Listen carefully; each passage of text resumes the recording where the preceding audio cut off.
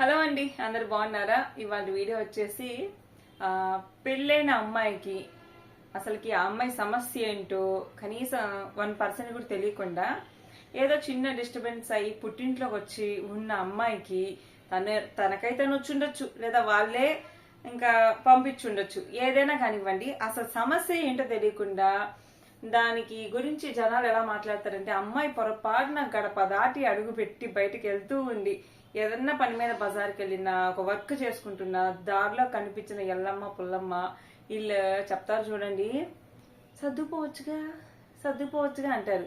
సర్దుకుపోవచ్చుగా అనే మాట చాలా తేలిక. సర్దుకుపోవడం అంటే ఏంటి అని అర్థం మీకు ఎవరికన్నా అంటే అలా అనే వాళ్ళకి తెలుసా? సర్దుకుపోవాలి అమ్మాయి సర్దుకుపోవాలి, అబ్బాయి సర్దుకుపోవాలి. కొన్ని వివాహ బంధాల్లో ట్రబుల్లో ఎవరు ఇస్తారు? అమ్మాయిలు ఇస్తారు. కొన్ని వివాహ బంధాలు అబ్బాయి. సమస్య ఒక్కరిలోనే ఉంటది, కానీ దానికి ఇద్దరు బాధపడాలి, 2 కుటుంబాలు బాధపడాలి. ఒక్కళ్ళ వల్లే సమస్య, ఇద్దరి వల్ల కాదు, ఒక్కళ్ళ వల్లే సమస్య. ఆ ఒక్కళ్ళు కరెక్ట్ గా లేకపోతే అవతల వాళ్ళు ఎంత కరెక్ట్ గా ఉన్నా గానీ ఆ 2 కుటుంబాలకు నరకమే. 2 కుటుంబాల కన్నా కూడా ముఖ్యంగా ఎవరైతే అవతల కుటుంబం ఉంటో వాళ్ళకి ఇంకా నరకంగా ఉంటది. ఎగ్జాంపుల్ మీకు ఒకటి చెప్తాను. ఫర్ సపోజ్ మనం అందరం చిన్నప్పుడే రోడ్డు అంటే ట్రాఫిక్ రూల్స్ కానీ లేకపోతే రోడ్డు భద్రత అని మాకు తెలుగు మీడియం కదా, దాంట్లో లెసన్స్ ఉండేవి. రోడ్డుకి ఎడం వైపే నడవలను, లేకపోతే జిబ్రా క్రాసింగ్స్ దగ్గర కొంచెం స్లోగా వెళ్ళాలి, ఇలాంటి రూల్స్ అన్ని ఉన్నాయి. ఫర్ సపోజ్ రోడ్డుకి ఎడం వైపే నడవాలని ఉంటాం. మేము మార్కాపురం వెళ్ళేటప్పుడు ఏమైందంటే బండి మీద అది 1 వే లైన్ అనమాట. ఒకడు ఎదురొచ్చేసాడు, మేము ఎక్స్పెక్ట్ చేయలా, ఇది 1 వే లైన్ కదా అని ధైర్యంగా వెళ్ళిపోతున్నాం. సడన్ గా ఒకడు ఎదురొచ్చాడు. అంటే మనకు మాత్రమే ట్రాఫిక్ రూల్స్ తెలిస్తే సరిపోదు, అవతల ఉన్నోడికి కూడా తెలియాలి. నాకు ట్రాఫిక్ రూల్స్ తెలుసు కదా, నేను రోడ్డుకి ఎడం వైపే వెళ్తున్నాను, ఎడం వైపే వెళ్ళు. ఎదురుగా ఒక బండి స్పీడ్ గా వచ్చి నువ్వు గుద్దడానికి వస్తుంది, నువ్వు గుద్దితే గుద్దాగా నేను ఎడం వైపే వెళ్తావా? రూల్స్ ని కొంచెం పక్కగా పెడతావు, కొంచెం ఇటు జరిగి వెళ్తావు. అంటే ఒక రోడ్డు మీద వెళ్ళే వాళ్ళైనా ఎవరైనా సరే మనం మాత్రమే రూల్స్ పాటిస్తే సరిపోదు, అవతలోడు కూడా రూల్స్ తెలియాలి, వాడు పాటించాలి. వివాహ బంధంలో అయినా అంతే, ఇద్దరిలో ఒకరికి ఆ బంధాన్ని ఎలా జాగ్రత్తగా కాపాడాలో తెలిసినా, బంధాన్ని నిలబెట్టుకోవాలని ఎంత ప్రయత్నం చేసినా అవతల వాళ్ళలో అది లేకపోతే, అది అబ్బాయి అయినా కానివ్వండి అమ్మాయి అయినా కండి, వాళ్ళకి ఇది మాకు అనవసరం అని అనిపిస్తే చాలు, యువతల మనిషి ఎంత చేసినా బూడిదలో పోసిన పన్నీరే. కానీ సింపుల్ గా ఈ అమ్మలక్కలు ఏం చేస్తారు, ఈ ఎల్లమ్మ పుల్లమ్మ కొంతమంది నిజంగా ఉంటారు, అందరూ ఉండరు. కొంతమంది చాలా సభ్యత సంస్కారం కలిగి ఆడవాళ్ళు కానీ మన పర్సనల్ విషయాలు అడగరు. వాళ్ళకి మనసులో ఉంటది ఈ అమ్మాయి సంగతి ఏంది, అడుగుదామా వద్దా అని. కానీ చాలా అడిగితే ఎక్కడ నొచ్చుకుంటారు, ఎక్కడ బాధపడతారని కొంతమంది అడగరు అనమాట. అలాంటి వాళ్ళు దేవతలు, దేవతామూర్తులు. ఎందుకంటే పడ్డవాడికి తెలుసు ఆ బాధలు. ఫర్ సపోజ్ అలా అడగని వాళ్ళ ఇళ్లలో వాళ్ళ బిడ్డలు కానివ్వండి, వాళ్ళ అక్క చెల్లెలు కానివ్వండి, వాళ్ళ బంధువుల పిల్లలు ఇలాంటి బాధలు పడున్న వాళ్ళకి తెలుసుంటది, ఇదేది చేతిలా చేసుకోరు వీళ్ళు అనేసి. తెలియని వాళ్ళది ఏముందండి, ఇద్దరు ఆడపిల్లల తల్లి అయినా సరే మనలాంటి వాళ్ళు కనిపించినప్పుడు సర్దుకుపోరదా అంటది. కాకపోతే ఈ సర్దుకుపోవడం అంటే ఏంటి నేను అడిగేది. ఫర్ సపోజ్ సర్దుకుపోవడం అంటే ఏంటి, ఒక అబ్బాయి ఉన్నాడు, అమ్మాయిని ఇచ్చి అతనికి పెళ్లి చేశాడు.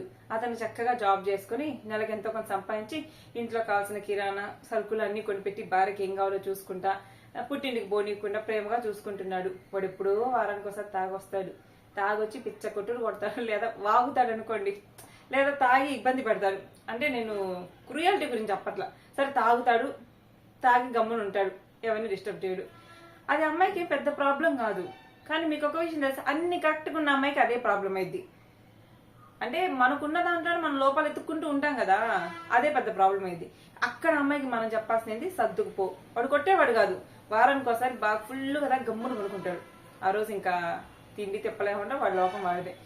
వారం రోజులు బాగా చూసుకునే భర్త ఒక్కరోజు తాగి బోర్లో పడుకోవడము, గమ్మును కుటుంబాన్ని వదిలేసి పడుకోవడము చేస్తే, సరేలే ఇంత మంచి లైఫ్ ఉంది నాకు, 3 పూట్ల ఫుడ్ మంచిగా ప్రేమగా చూసుకున్నాడు, ఒక్కరోజే కదా అని అమ్మాయి అడ్జస్ట్ అవ్వచ్చు. వారాన్ని ఒక్కరోజు బాధ, అక్కడ అడ్జస్ట్ అవ్వచ్చు. లేదు బాగా ప్రేమగా చూసుకునే భర్త, అత్త మామ కొంచెం టార్చర్ చేస్తున్నారు, అక్కడ అడ్జస్ట్ అవ్వచ్చు. అరే నాకు ఇంత ప్రేమగా చూసుకునే భర్త ఉన్నాడే, అత్త నాకేం పని అని అనుకోవచ్చు. ఎందుకంటే భర్త ఇక్కడ ఓదార్పు ప్రేమ ఇస్తున్నాడు, సరేలేమ్మా పెద్దోళ్ళే సర్దుకోమ్మా ఏదో అంటూ ఉంటారమ్మా అని ఇక్కడ అంటున్నా. మా అమ్మ అనేది ఏంది, మా నాన్న అనేది ఈ దూరం లేదు అతని దగ్గర, అప్పుడు అమ్మాయి సర్దుకోవచ్చు. లేదా బాగా అత్త మామ ప్రేమగా చూసుకుంటారు, భర్త ప్రేమగా చూసుకుంటాడు, ఆడబిడ్డలో చింటి మీద పడతారు, చేయలేక అల్లాడుతుంటది అమ్మాయి. అప్పుడు ఈ అమ్మాయికి చెప్పచ్చు, నా వల్ల కాదు నేను చేయలేకపోతున్నా అంటే, సర్దుకోమ్మా, బంగారంలా చూసుకునే అత్త మామ, ప్రేమగా చూసుకునే భర్త, సర్దుకోమ్మా, 4 రోజులు ఆడపిల్లలు వచ్చిన రోజులు వండి పెట్టుకోమ్మా అంటే ఓకే, ఇది కరెక్ట్ మాట. కానీ ఒక అబ్బాయి అంటే అన్ని వ్యసనాలు ఉన్నాడు, లేదా పద్దాకా రోజు తాగేవాడు, రోజు తాగి చితగొట్టేవాడు పెళ్ళాన్ని, వాడి దగ్గర పెళ్ళాన్ని ఏం సర్దుకుంటుందండి చెప్పండి? వాడి దగ్గర ఏం సర్దుకుంటది? రోజు తాగు, వాడు సంపాదించినప్పుడు తాగుడికి వేస్తున్నాడు. ఇంక ఈ అమ్మాయిని ఎవరు పోషించాలి, పిల్లల్ని ఎవరు పోషించాలి? అమ్మాయి ఏం సర్దుకుంటది? సర్దుకోమ్మ అంటే ఎలా? ఇంకో పాయింట్, సరే సరే భర్త కాపురం కూడా చేయడు, ఇల్లంతా జరుపుతాడు, ఇట్లా మంచి ఇంట్లో కూర్చోబెట్టి నీకు కావాల్సిన అన్ని ప్రొవైడ్ చేస్తాడు, సర్దుకో అంటే అందులో అర్థం ఉంది. సరేలేమ్మా, ఏదో పూజలు చేసుకుంటాను, దైవారాధనలో ఆ కోరికలన్నీ చంపుకోమ్మా, సర్దుకోమ్మా అంటే సర్దుకుంటది. ఎందుకంటే బేసిక్ థింగ్స్ కదా కావాల్సింది. ఎందుకంటే ఇప్పుడు అలా మార్చుకుంటూ పోతే అది ఇంకోటి అయింది కానీ ఇంకోటి కాదు కదా. అంటే సర్దుకో అని చెప్పే వాళ్ళకి ఇంకోటి ఉన్నాడు, వాడు ఉన్న కాడికి పుట్టిన కాడికి రోజు అప్పులు చేసేవాడు ఉంటాడు. వాడికి ఉన్న ఆస్తులు తాకట్టు పెడతాడు, ఉన్న బంగారం తాకట్టు పెడతాడు, వాళ్ళ తల్లిదండ్రులకి ఏమన్నా ఒకవేళ ఉద్యోగాలు ఉండి వాళ్ళ పెన్షన్లో లోన్లు పడుతుంటారు. పుట్టిన కాడికి అన్నిటి తాకట్టు పెట్టి అప్పులు పెట్టి పుట్టిన కాడికి అప్పులు చేసేవాడు ఉంటాడు. వాడితో సర్దుకుపోమ్మా అంటాడు. వాడు ఏం చేస్తాడు? నీ పుట్టింటికి వెళ్ళి తీసుకురా అంటాడు. ఇక్కడ అమ్మాయి ఎలా సర్దుకోవాలి? పుట్టింట్లో ఎంత డబ్బున్నోళ్ళైనా మాత్రము ఉప్పు నీటికి దాహం తీరదన్నట్టు ఇస్తా ఉంటే అప్పులు చేసేవాడికి ఎంత మాత్రం దాహం తీరుద్ది? సర్దుకుపోండి. ఇక్కడ అమ్మాయి ఎలా సర్దుకుపోవాలి చెప్పండి? ఇప్పుడు ఒక తాగుపోతాడు, తిరిగిపోతాడు, ఇంకోడు ఉన్నాడు, అప్పులు చేసేవాడు ఉన్నాడు. వాడు అప్పులు పద్దాగా అప్పులు పుట్టిస్తూనే ఉంటాడు. వాడు అప్పులు ఎవరు తీరుస్తారు? పోనీ ఈ రోజు చేసింది రేపు చెయ్యట్లే అంటే అనుకుందా, రోజు చేస్తాడు. ఈ రోజు తీరిస్తే మళ్ళీ రేపు కూడా తీర్చమంటాడు. వాడికి ఎవడు అప్పులు, ఎంత డబ్బు ఉన్నాడైనా వాడు అప్పులు ఎవరు తీరుస్తారు? అలాంటి వాడితో పెళ్ళం ఎలా సర్దుకుపోయింది? పోనీ ఎందుకు పనికిరాని జీరో క్యాండిడేట్ తో అయినా పెళ్ళాము, నా గాంగ పెళ్ళయింది, నాకు జీవితంలో ఒకే ఒక్క మొగుడు, నాకు వీడి తప్ప ఇంకొకరిని ఊహించుకోను అని బాధ్యతగా సీతలాగా, రావణాసు లాంటి భర్తకి సీత లాంటి భార్యగా నేను ఉంటాను అన్న అమ్మాయిని ఏం చేస్తారంటే చల్లగా జల్దీ జారుకో జారుకో జారుకోవాలి, మీ ఇంటికే పారిపోవాలి అని తల్లిదండ్రులు ఫోన్ చేసి పంపించేస్తారు. ఇక్కడ అమ్మాయి సర్దుకుపోదాము అని రెడీ అయిన సిచ్యువేషన్స్ హ్యాండిల్ చేద్దామని they are not ready to take. అంటే వాళ్ళకేంటి, ఈ అమ్మాయి పుట్టింట్లో డబ్బిస్తేనే మా ఇంట్లో ఉండాలి, పుట్టింట్లో నుండి సరుకులు పంపిస్తేనే ఇంట్లో ఉండాలా, లేదా ఈ పిల్ల ఉద్యోగం చేసి నా కొడుకుని పోషిస్తేనే ఇంట్లో ఉండాలా అన్ని క్యాండిడేట్స్ కి ఎలా సర్దుకుపోవాలి? సర్దుకుపోయే అమ్మాయి ఉంటది, కానీ ఈ అమ్మాయి సర్దుకుపోతానన్నా పుట్టింట్లోనే డబ్బులు తీసుకురావాలి. ఇక్కడ ఎలా అమ్మాయి ఇంకేం సర్దుపట్టిస్తుంది? పుట్టింటోళ్ళకి ఏమైనా ఉంటే అలా తేవడానికి.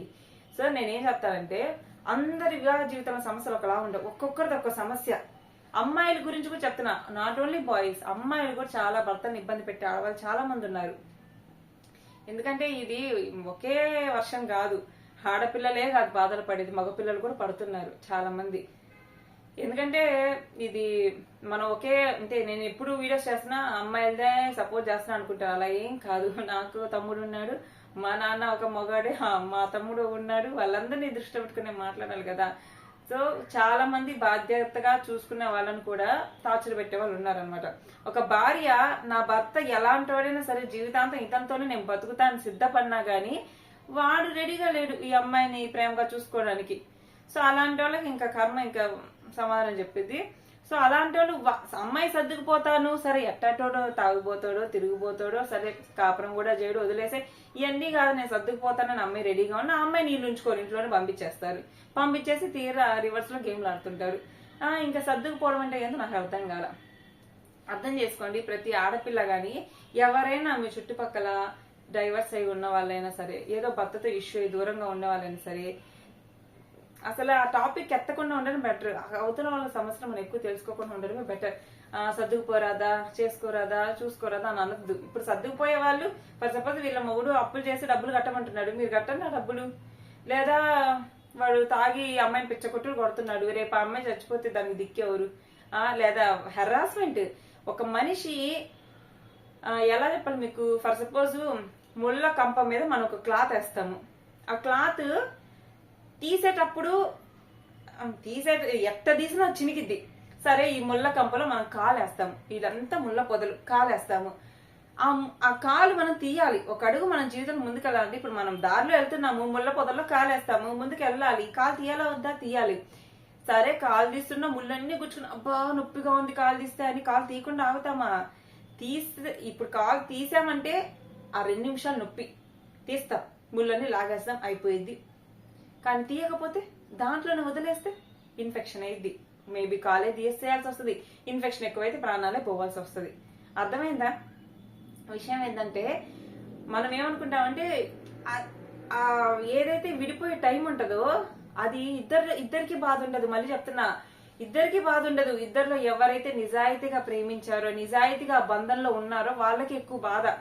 టేక్ ఇట్ ఈజీగా ఉన్న వాళ్ళకి లైట్ లైట్ తీసుకో భయ లైట్ తీసుకో అంటారు అంతే.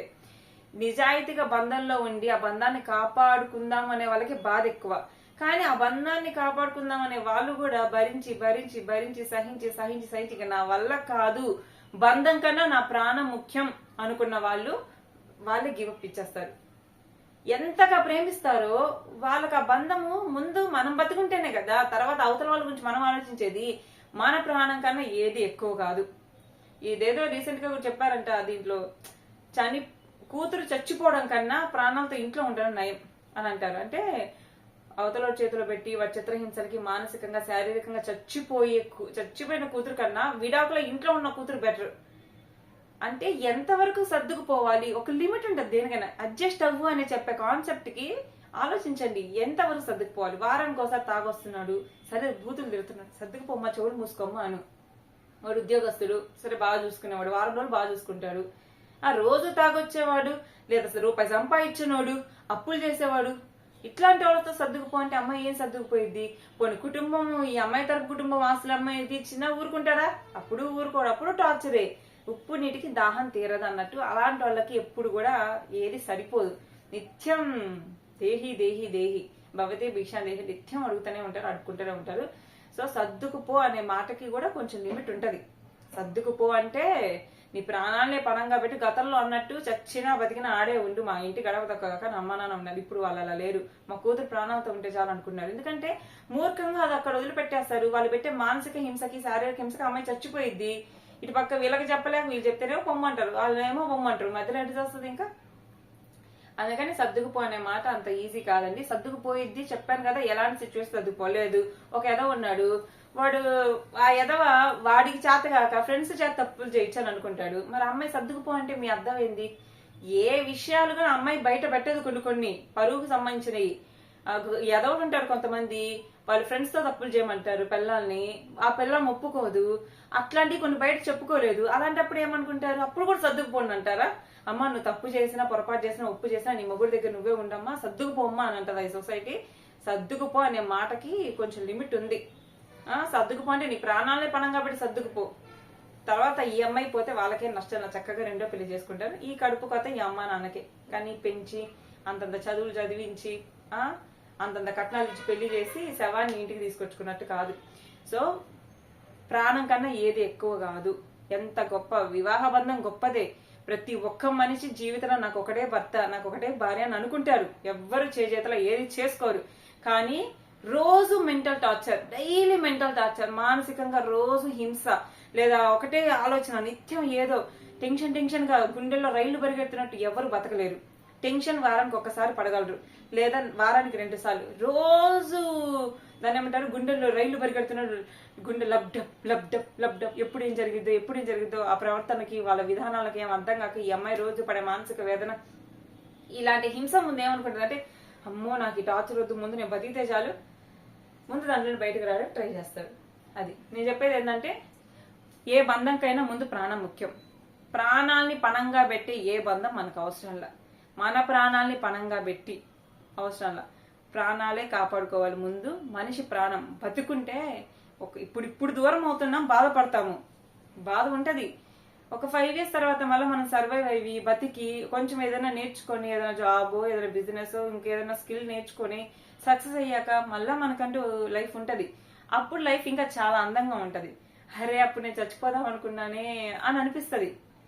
అప్పుడు ఇవన్నీ మనకి ఒక గుర్తొస్తూ ఉంటాయి అనమాట. సో అందుకని ఈజీగా ఎవ్వరు కూడా సలహాలు ఇవ్వద్దు. మంచి సలహాలు ఇవ్వండి. సరేలేమ్మా అదైతే అయ్యింది, ఇంకేదైనా చదువుకొని నేర్చుకోమ్మా, సరేలేమ్మా బాగానే ఉంటుంది, ధైర్యం చెప్పండి.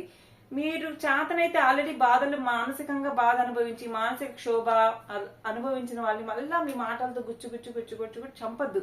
మీ ధైర్యాన్ని ఇచ్చే మాటలు ఇవ్వండి. అది చాలా మంది ఉన్నారు అర్థం చేసుకునే వాళ్ళు సొసైటీలో, కానీ కొంతమంది ఉన్నారు ఇంకా ఇలా ఇబ్బంది పెట్టేవాళ్ళు. మీ చుట్టుపక్కల అబ్బాయి అయినా సరే, అబ్బాయి అయినా అమ్మాయి అయినా ఇలాంటి సిచ్యువేషన్స్ లో ఉంటే గుచ్చి ప్రశ్నలు అడగడం కానీ, ఇలాంటి అనవసరమైన సలహాలు ఇవ్వడం కానీ. ఇప్పుడు ఒక అబ్బాయికి మీరు సర్దుకుపో అని చెప్తాడు, వాడి పిల్లలు రోజు నాకు పక్కన అమ్మాయితో పోటీ పడి నాకు అంత బంగారం చేయొచ్చు, ఇంత బంగారం చేయొచ్చు, ఇంట్లో డబుల్ కాట్ కొను, సోఫా సెట్ కొను, డైనింగ్ టేబుల్ కొను అంటే వీడేం చేస్తాడు? సర్దుకుపో అంటే ఏం చేస్తారు? అమ్మాయి గొంతెమ్మ కోరికలు ఏమన్నా తీర్చగలడా? అమ్మాయి అయినా అబ్బాయి అయినా సర్దుకుపో అంటే సర్దుకుపోవడానికే ట్రై చేస్తారు. కానీ సర్దుకుపోవడం అంటే కాన్సెప్ట్ ఏంటి? అప్పులు చేసేవాడికి మనం ఏమన్నా అప్పులు తీర్చి సర్దుకుపోవాలా? వాడు పుట్టింటికి వెళ్ళి తీసుకురా అంటాడు, రోజు కోట్లు లక్షలు తెచ్చేస్తామా? ఎక్కడ నుండి వస్తాయి డబ్బులు? అందుకని ఏది సమస్య ఏందో దాని లోతెంత తెలియకుండా సలహాలు ఇవ్వడం మానుకోండి. మనం మన కోసం బతకాలి, ప్రాణం కన్నా ఏది ముఖ్యం కాదు. బతుకుంటే దేవుడు ఊపిరిచ్చిన రోజులు బతకాలి. అదేదో సామెత, బతుకుంటే అదేదో ఆకు అమ్ముకొని బతకచ్చని. సో రీసెంట్ గా చాగంటి కోటేశ్వరరావు గారు ఇన్స్టాలో ఒక రీల్ చూసా. దేవుడు ఈశ్వరుడు ఊపిరిచ్చిన రోజులు బతకాలి, అడుక్కు తినైనా బతకాలంట. కానీ అంత అవసరం లేదు. మనకే మనం ధైర్యం తెచ్చుకోవాలి. ఎవరు ధైర్యం చెప్పేవాళ్ళు ఉండరు. సమ్ టైమ్స్ మన కుటుంబంలో వాళ్ళు కూడా వాళ్ళ మాటలతో మనల్ని బాధ పెడుతూ ఉంటారు. మన సిచ్యువేషన్ బ్యాడ్ అయినప్పుడు సిగ్గు శరం వదిలేసి, అంటే ఏదన్నా అన్నా ఇలా తల్లి అన్నా తండ్రి అన్నా తోబుట్టువులన్నా అన్నదమ్ములన్నా అక్క చెల్లెలన్నా ఇలా తుడుచుకొని పోవాలి. ఎన్ని రోజులు? మన టైం బాగాలేనంత వరకు. బాగున్నప్పుడు మనకి ఆ మాటలు ఆటోమేటిక్ గా మారిపోతాయి. అది టైం బాగాలేనప్పుడు ప్రతి ఒక్కరు అంటూనే ఉంటారు, రాళ్ళు వేస్తూనే ఉంటారు. రాళ్ళన్నీ తీసుకోవాలి అంతే, తిరిగేస్తే మళ్ళీ మన మీదే పడతాయి. సో ఇది వాళ్ళ వీడియో. ఒక సిస్టర్ ఎవరో కామెంట్ పెట్టారు అనుకుంటా నాకు, ఆవిడ కూడా మిమ్మల్ని చూసి ఇన్స్పైర్ అయ్యానని చెప్పారు. నేనైతే ఇప్పటికి ఏది అచీవ్ చేయలేదండి, అచీవ్ చేయాలనుకుంటున్నాను. మెయిన్ నా దృష్టిలో నేను అచీవ్ చేసేది ఏంటంటే ప్రాణాలతో ఉండడం. నిజం చెప్తున్నా, మీకు పైకి నేను చాలా ఈజీగా కనిపిస్తా, కానీ నా లోపల ఎంత జరుగుతుందో నాకు తెలుసు. నా దృష్టిలో అచీవ్మెంట్ అంటే బీయింగ్ అలైవ్. అండ్ రెండవ పాయింట్ ఏంటంటే ఏదైతే చీటింగ్ కానీ లేకపోతే గతంలో పాస్ట్ లెసన్స్ ఉన్నాయో అవన్నీ కూడా నాకు నేర్పిన పాఠాలు. ఎందుకంటే నా లైఫ్ లో నేను ఏదైతే నేర్చుకోలేను అని అనుకున్నా అవన్నీ నేర్చుకుంటున్నా, కొంచెం నేర్చుకుంటున్నా. బట్ ఇంకా సక్సెస్ అనేది లేదనమాట. చూద్దాం, మన టైం బ్యాడ్ ఉన్నంత సేపు అందరి మాటలు పడాల్సిందే. అన్ని అవమానాలు తిప్పి కొట్టాలనిగా అనుకోకూడదు. ఈవెన్ సక్సెస్ అయ్యాక కూడా మనకు ఎవరిని తిప్పి కొట్టాల్సిన పనిలా. ఎందుకంటే కాలమే సమాధానం చెప్పిద్ది అన్నిటికీ. ప్రతి ఒక్కదానికి మనమే సమాధానం చెప్పాలనుకున్న కాడే మనం ఓడిపోతూ ఉన్నాము. ఎవరితో మనం వాదించలేము, ఎవరితో పోరాడలేము. సో ఇది వాళ్ళ వీడియో. నచ్చితే లైక్ చేయండి, హైప్ చేయండి. Thank you for watching. Bye.